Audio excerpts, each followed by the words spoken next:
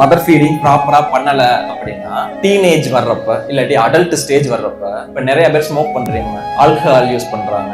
7 வயசு 8 வயசு குழந்தை இன்னமுமே தம்ஸ் அப் பண்ணிட்டே இருக்கான், இல்லாட்டி நகத்தை கடிச்சிட்டே இருக்கான், இல்லாட்டி வந்து பபிள் கம் அதிகமா சாப்பிடுறாங்க அப்படின்னு சொல்றாங்க இல்லையா. ஏன் அப்படின்னா ஃபர்ஸ்ட் 0 to 1 இயர்ஸ்ல குழந்தைக்கு ப்ராப்பர் மதர் ஃபீடிங் பண்ணாதது, இல்ல அப்படின்னா ஓரல் ஸ்டேஜ் வந்து ப்ராப்பரா சாட்டிஸ்பாக்சன் இல்லாம இருக்கிறது, இல்லாட்டி அடல்ட் ஸ்டேஜோ வர்றப்ப இப்ப நான் சொன்ன மாதிரி ஆல்கஹாலியாவோ ஸ்மோக் பண்ற மாதிரியோ தம் சக்கிங்கோ நெயில் பைட்டிங்கோ இந்த மாதிரி வர்றதுக்கான சான்சஸ் இருக்கு.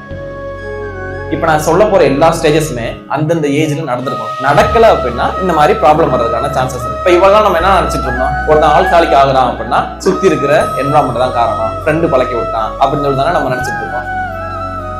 பட் இதுவும் ஒரு ரீசன். நம்ம ப்ராப்பரா மதர் ஃபீடிங் பண்ணாம இருக்கிறது, இல்லாட்டி ஓரல் சாட்டிஸ்பாக்சன் இல்லாம இருக்கிறது. யூஸ்வலா குழந்தைங்க வந்து தம் சக் பண்ணுவாங்க இந்த 0 to 1 இயர்ஸ்ல. குழந்தைங்க நிறைய குழந்தைங்க தம் சக் பண்ணி பார்த்துருக்கோம் இல்லையா, விரலாம் வாயில வச்சுப்பாங்க, கையை வாயில வச்சுப்பாங்க, இதெல்லாம் பண்ணுவாங்க இல்லையா. இதெல்லாம் வந்து நம்ம அலோவ் பண்ணணும். ஏன்னா ஃபர்ஸ்ட் 1 இயர் வந்து இப்படிதான் இருக்க போகுது. அப்ப நம்ம இதுக்கெல்லாம் அலோவ் பண்ணல, தடுத்துக்கிட்டே இருந்தோம் அப்படின்னா குழந்தைங்களுக்கு இந்த மாதிரி வர்றதுக்கான சான்சஸ் இருக்கு.